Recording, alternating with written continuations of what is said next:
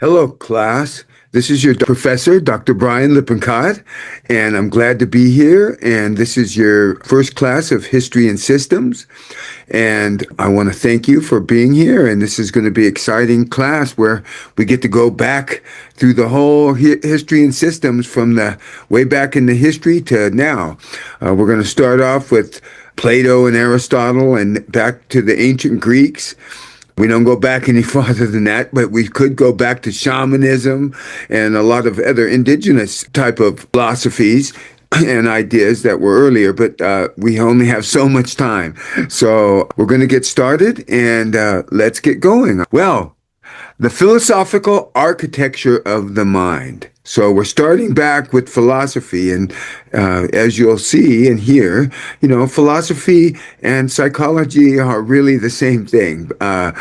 Psychology is now a science, and we're a kind of a new science compared to physics and chemistry and those kind of things, but I think it's important to go back into the history and really understand where things come from and how they still apply today. So in this little lecture I'm going to go back and to sort of show you where some of the roots of these things are.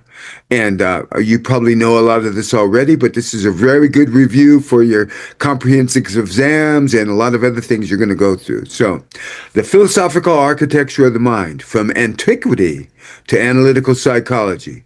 And this is me, Dr. Brian Lippincott, professor, clinical psychologist, flow neuroscience coach, and I work at the John F. Kennedy School of Psychology in the PsyD program.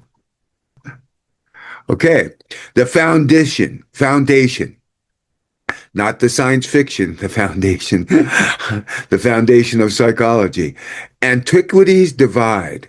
So on the one hand, we have here Plato, dualism and the forms. Okay, so you have the forms and you have reality. The soul is immortal and pre-exists the body. And the whole myth of that's where we choose where we're going to be born and all that, Plato talks about in the Republic. And then you have the sensible world, square world. Sensible world is a mere shadow of the intelligible archetypal world of forms. So it's like the Matrix in the sense. I mean, that's Plato's analogy of the cave. The guys are sitting in front of the cave. People are walking behind them where there's a fire, and they have these icons that they're walking back and forth, and they see that, and they think that's all they see. That's reality. And we'll talk about that in a few minutes when we talk about Avicenna and his idea, the Islamic idea of the floating man, but we'll get to that in a minute. So Plato, his teacher was Socrates. Socrates taught Plato. Plato taught Aristotle. Aristotle was the tutor for Alexander the great conqueror of the world, or the known world at the time. So Aristotle, now his monism and teleology. So monism is that there's one thing, that there's not dualism, there's not the forms, and there's not the sensation, which is the gross level, okay? Monism, it's all one. All substance is one. Psyche and soma are different elements of the same substance. Soul requires body. So that's a monism. That's a single thing. We'll talk about monism later.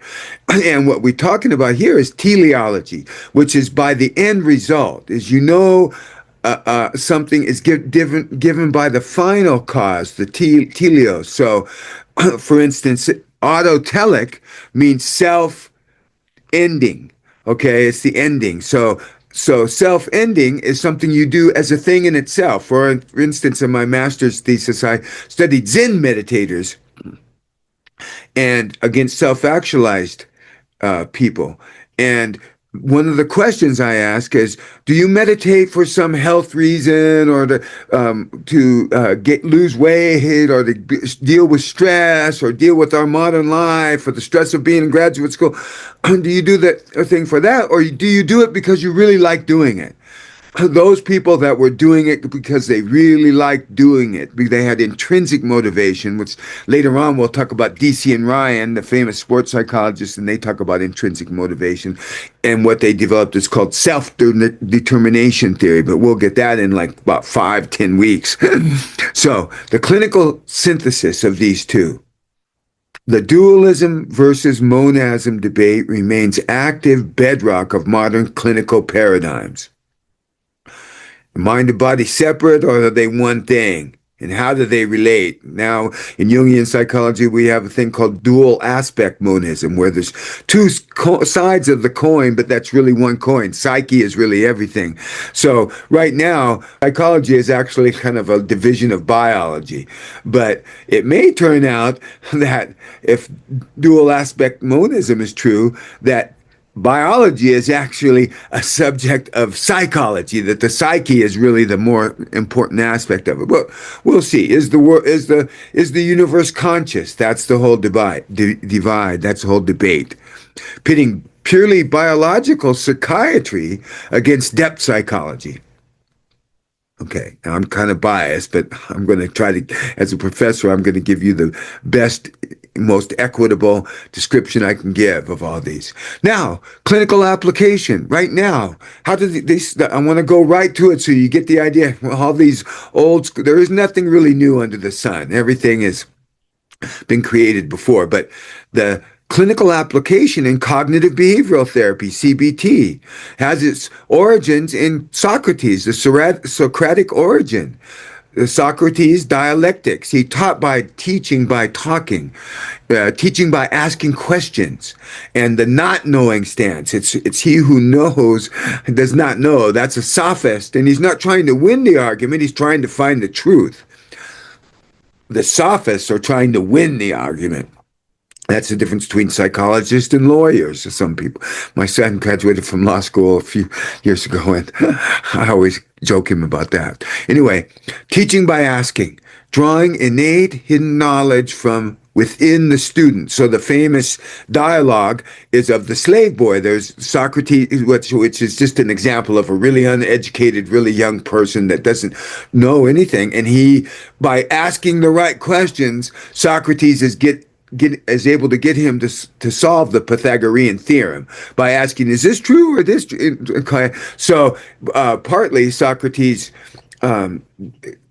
decides that all learning is really remembrance, that's where he gets the myth of that we were all one with everything up in the forms, and then when we decided to be born, we lost the ability to do that, but we can remember it. That's what we call learning, is really remembering the truth, kind of like we're all really interconnected with the highest wisdom in the whole universe, but right now our little pea brains can't understand it. It's like the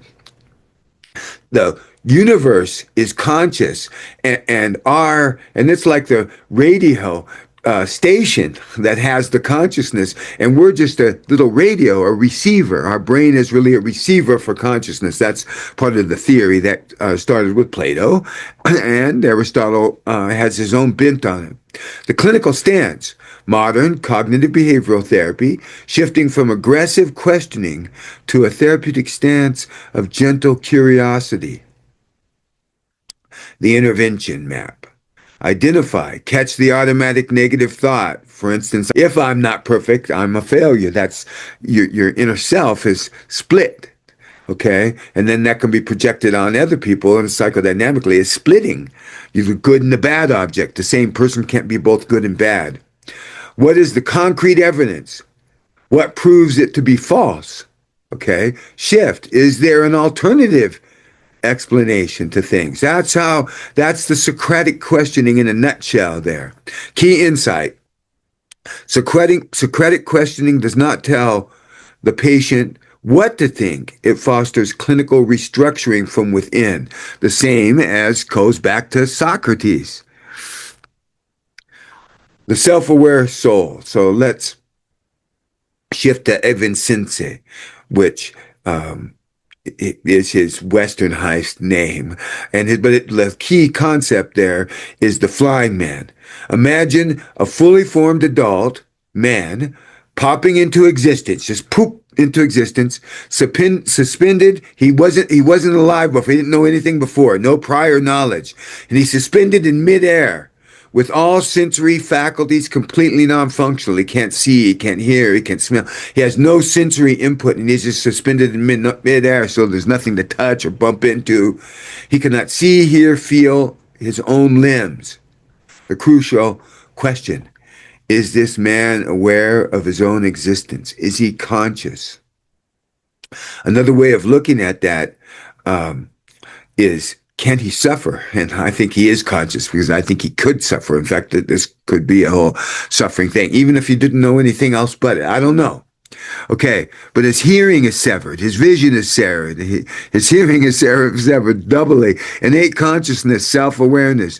His touch is severed. He can't have any senses. The conclusion by Avicenna, the Islamic philosopher that brought a lot of the ideas, because Islam was really open to a lot of trade and travel at that time. So they were the center of a lot of different, the Silk Road, at that time.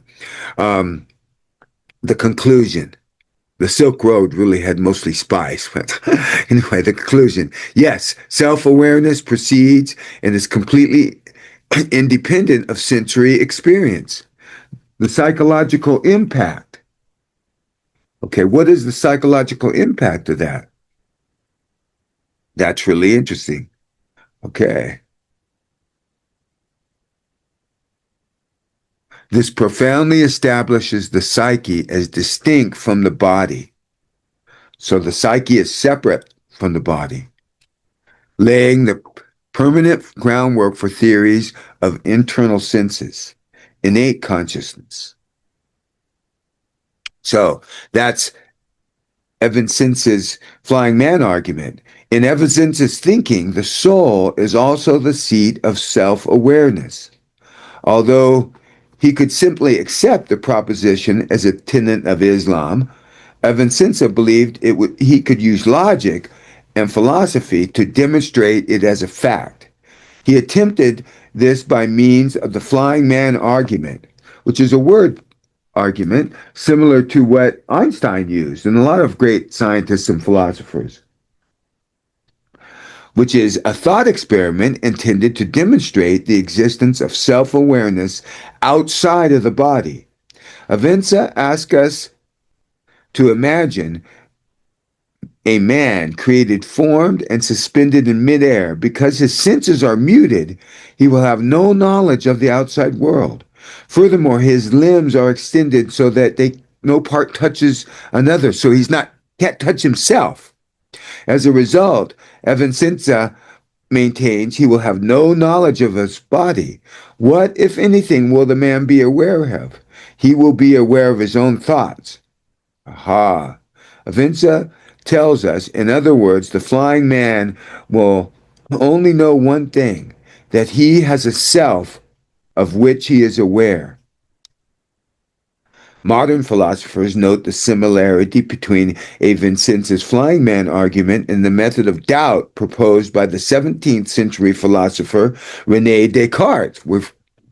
We're all suffering under the Descartesian split right now, but I'm more towards somatic psychology in a lot of ways. But anyway, René Descartes, who famously concluded, "I think and therefore I am."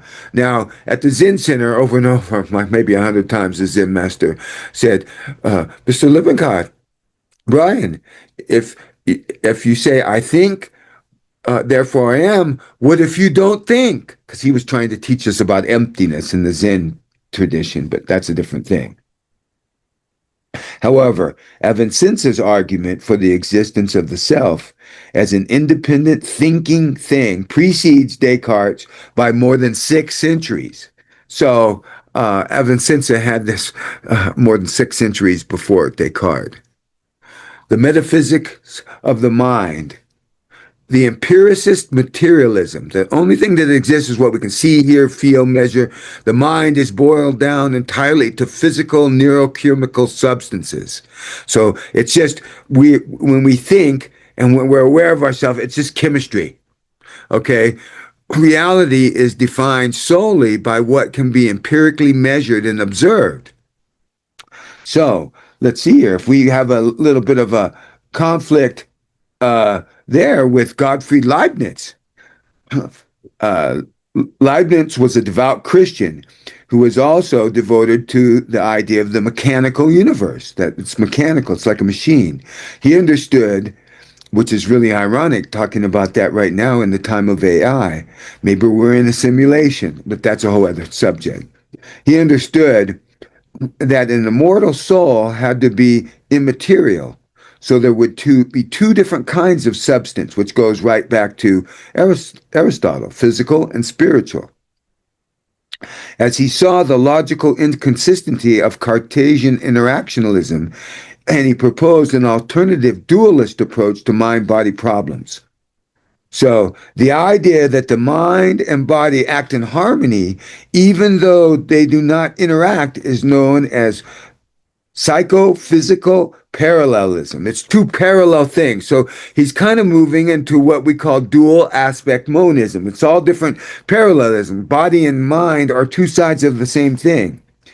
If you cut your finger, your body will bleed in response, but your mind will also feel pain because it is established at the beginning of the universe that the body and soul would always act in harmony. Unlike Descartes, Leibniz believed animals perceive the world just as humans do, which he attributed to the workings of the physical body rather than the spiritual mind. But what made humans different is that they can think about their own experience as opposed to merely acting on them. The ability to reflect on one's own perceptions is what Leibniz coined the term apperception. Now we call that perception. This is a common concept in both philosophical and experimental psychology up to the early 20th century, but it fell out of use as the functionalist and the behaviorist focused on empirical observation of outward behavior, which is what we're going to go on to that in a week or so, a couple of weeks. The architect of reason, Immanuel Kant. And Kant was this guy that you could just set your clock by, as neighbors say. He kept in the same style. So he was kind of a life hacker, or he was OCD, I don't know, but he really did the same thing all the time. Kant lived in the time commonly known as the Age of Enlightenment, which was a period during the 18th century when religious dogma was questioned and reason was held as the ultimate authority. In his famous book, Critique of Pure Reason, Kant tries to bridge the gap between the rationalist empiricist approaches to the acquisition of knowledge. While he acknowledged that we can only learn about the world through our experiences, he also maintained that the human mind contains innate principles for organizing our perceptions. This assertion then leads to the concept of transcendental idealism, which is Kant's contention that human experience consists solely of appearances and not of things in themselves. So as we see here, the imprint, the noumenon, the unknowable thing in itself, which we can't know, the filter are a priori categories. Now, later on, we're going to see why Kant is really one of the bases of Jung's idea of archetypes, because these are a priori categories. In other words, you don't learn them. You're born with them. They're almost embedded into the psyche, into the brain, into the psyche brain, whatever it is. It's those categories. For instance, mother-child. When the mother sees the child, they have an innate reaction to that. And we'll go much more into that when we talk about Jung. But these a priori categories are things that are, your mind is not a blank slate like Hobbes and the empiricist believed. It's just a blank slate and then you fill it up with ideas. Kant believed that these things that are embedded in your psyche, and this was where phenomenology comes from. So when you do your dissertation, you can either do an empirical experiment or you can do a phenomenological study of the meaning of the situation and the depth of that. A lot of people don't know, but Barbara Georgi and her husband, Amadeo Georgi, the founders of phenomenological research, were professors at JFK in the South Bay for about 10 years when I was there from like 1990 to 2000. The output phenomena, okay? Our actual lived experience. Our lived experience is reacting to the noumenon, the thing in itself, but it's through this filter that we already put things in time and space and orientation. Now, Kant, through his rationalization, also created one of the greatest moral laws. When we talk about moral development in Kohlberg and Carol Gilligan, who was a feminist who deconstructed in the 80s all of the developmental theories, the 1980s I'm talking about. But the moral law, the categorical imperative, act only according to the maxim by which you can, at the same time, will that it should become a universal law. Okay. So a social construct is not that. It's something like you shouldn't kill or that kind of thing. Kant's foundation for rational morality, independent of shifting emotions. So that's where Kant's coming from.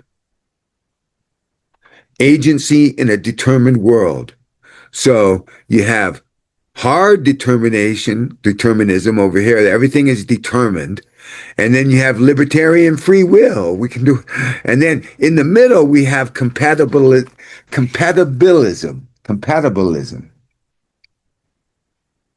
which is a really interesting idea.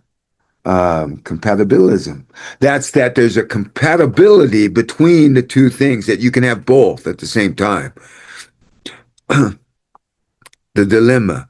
If the universe operates on deterministic physical laws, do human beings actually have free will? Let's think about that.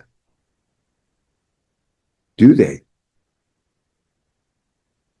I don't know. That's okay. John Stuart Mill. Actions are determined, but we are considered free when the determination originates from internal causes, desires in our character, like our morals, rather than external coercion. So it's not coming, it's determined because of who we are as people, ourself, our inner archetypes and our inner feelings and our inner relationships.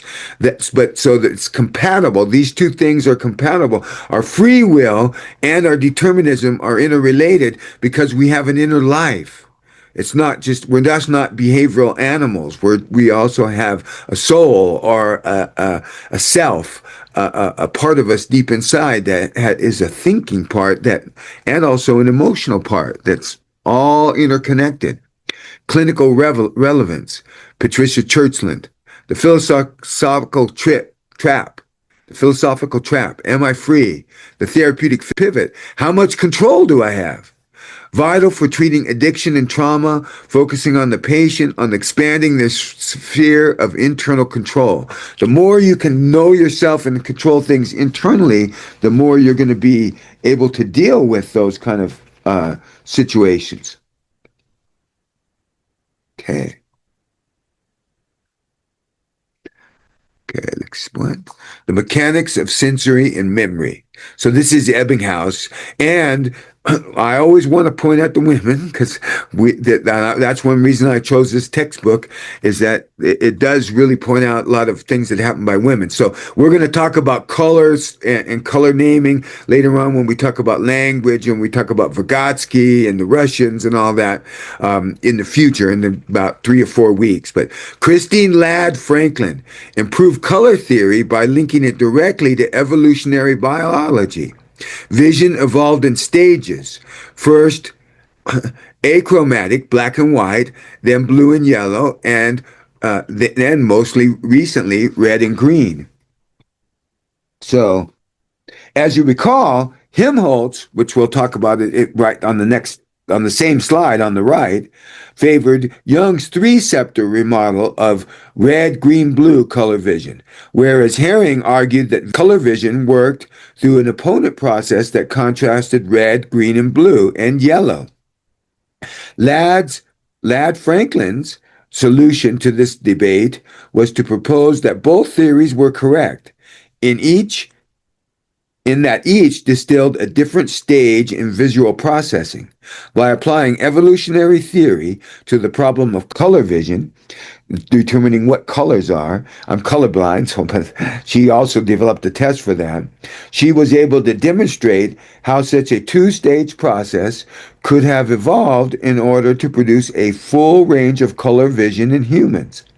Lad Franklin spent decades promoting her theory by presenting at conferences and publishing theoretical articles. At the time, few of her, almost all male colleagues, were convinced of her solution to the problem, instead preferring to bicker about the relative merits and faults of the Helmholtz-Jung three-septor theory, and Herring opposed process theory. Nevertheless, her theory aligns well with modern thinking on the mechanics of color vision, even though her role in its development is often overlooked. So that's why I'm not overlooking it. Despite institutionalized prejudice against women, Lad Franklin's accomplishment came to be recognized. In 1903 review, she was listed as one of the top 50 American psychologists. Toward the end of her life, she finally got recognition she deserved. In 1926, Johns Hopkins awarded her doctorate, and an aging Christine Ladd Franklin attended the ceremony to accept the degree, 44 years after she'd earned it. Yeah, so we all know about that. Okay. Anyway, now, memory. This is where you're going to get, I'm going to give you a hack here. Ebbinghaus, everybody knows about Ebbinghaus Forgetting Curve. Like, you forget really quick. You, like an hour or 2 hours, but the next day you don't. But if you have spaced repetition, like, so you study, and then 2 days later you study for an hour again, and then this is why when I make videos and put them online or in a class, I like to give the test twice. You give the test first, and then when you repeat it, people will remember it more. The more you repeat it, you see the curve. It takes longer before you lose it. You know, some of it you don't lose at all. You start off here, and so the key is spaced repetition, that you repeat it over and over and over again. That's the key to learning. But you want to have short times. It's better to study for the Pomodoro method. You study for 25 minutes, and then you take a 5-minute break. 25 minutes, 5-minute break. 25 minutes, 5-minute break. Then you take like an hour and a half break. Okay, then you go back and review it, or the next day. Learning things just for the final means you're going to forget them. I don't really care about the final. Although we have a final in this, I'm going to give you the questions along each week.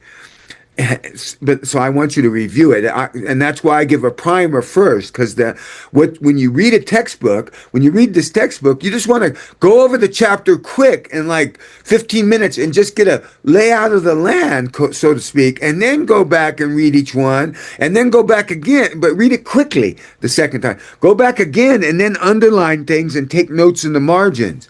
Then you'll really, even in 3 repetitions, 1, 2, 3, you'll have a lot of it.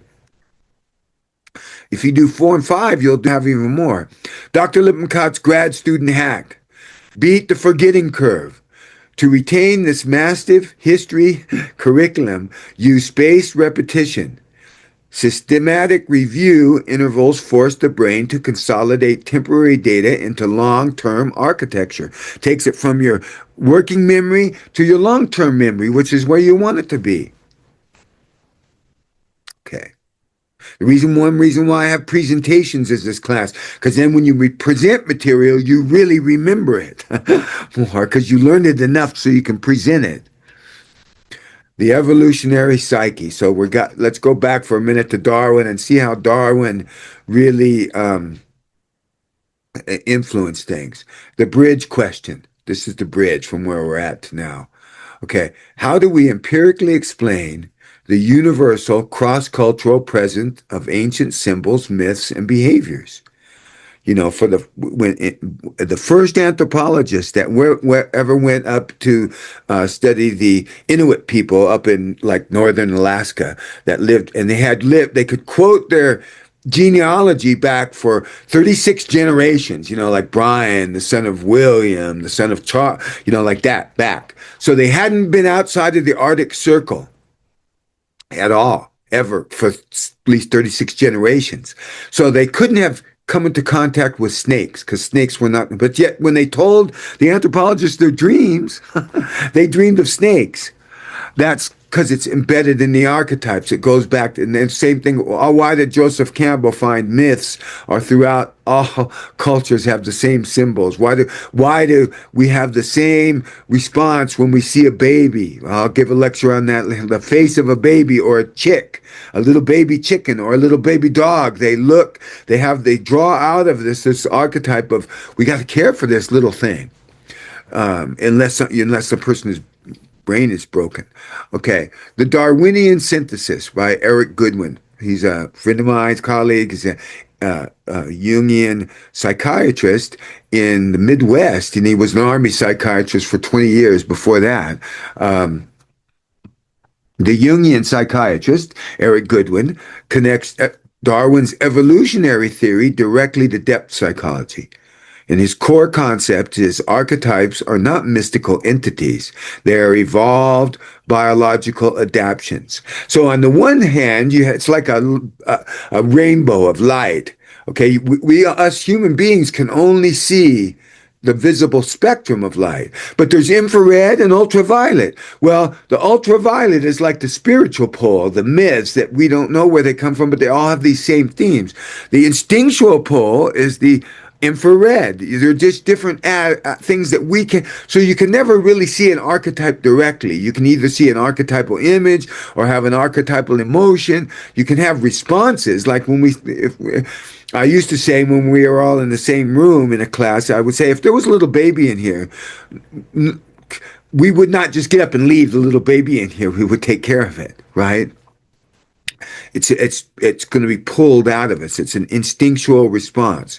Just as the body evolved physical structures to survive, the psyche evolved instinctual psychological structures over millennia to process environments, form attachments, and navigate hierarchies. Like the lobster has a hierarchy. The grand synthesis, analytical psychology. Carl Jung's map. Jungian psychology serves as the ultimate philosophical integration of mind, body, and history. Now, that's not 100% true. That's from my personal point of view, from a Jungian point of view.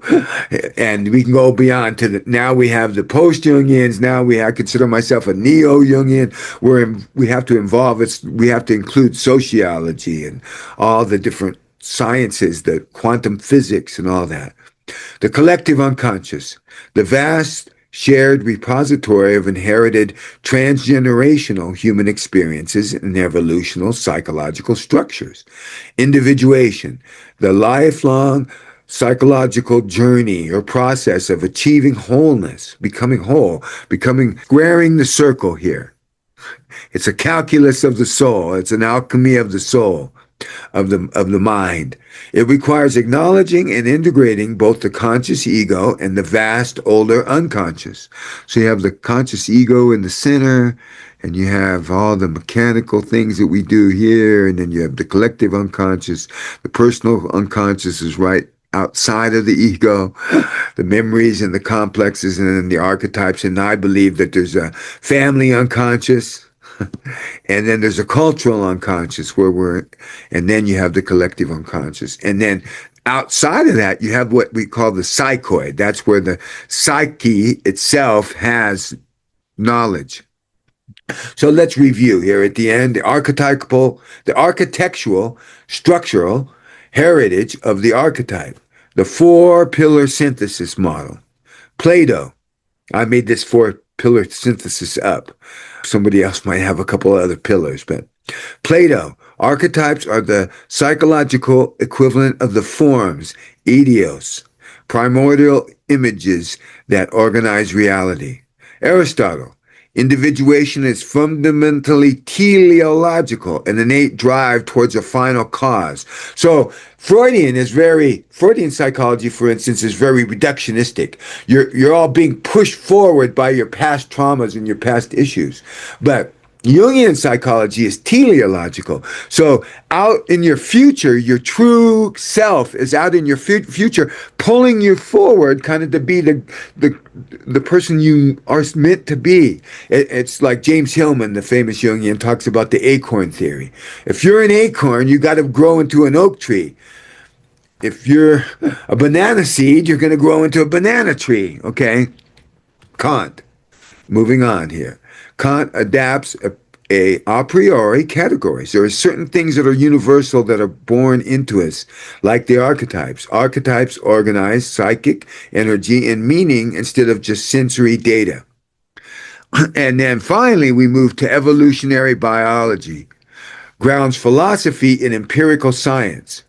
Archetypes function as evolved Darwinian survival mechanics. The clinician stance. Dr. Lippincott's final charge to the cohort of you students. Observe in your research, observe your clients. You want to be empirical when you're doing your mental status exam. Track behavior, symptoms, and memory rigorously. Materialism, that comes from way back to materialism and Ebbinghaus. The empiricism of Hobbes and Berkeley and, all them. Berkeley was really a good one to go with the fact that we're in a simulation. We didn't talk much about him, but you're going to read about him in the textbook. Question with Socrates. Use CBT dialogue to foster cognitive flexibility and internal restructuring without dictating the answers, because the client is driving the boat. You're asking the questions. You're kind of a guide, or maybe you're just a Socrates asking questions and drawing out, helping them remember what they already know. Learning is memory, remembering, you're all becoming a member of the doctor club. You're remembering, re-membering. Respect the biology. Understand that evolutionary and neurochemical limits of control to replace the patient guilt with agency, and compatibilism and Goodwin, that there's biological drives, but we can have free will. Although that's still an argument. We could have a debate on that. That's a really fun thing to do. Heal with teleology. Okay, end results. Being pulled from the future versus pushed from the past. Guide patients not just away from pathology, but towards a final cause, a meaning, a wholeness, and what Jungians call individuation. A great therapist is, at their core, an applied philosopher. So we're all applied philosophers. We're applying it to real people, philosophy.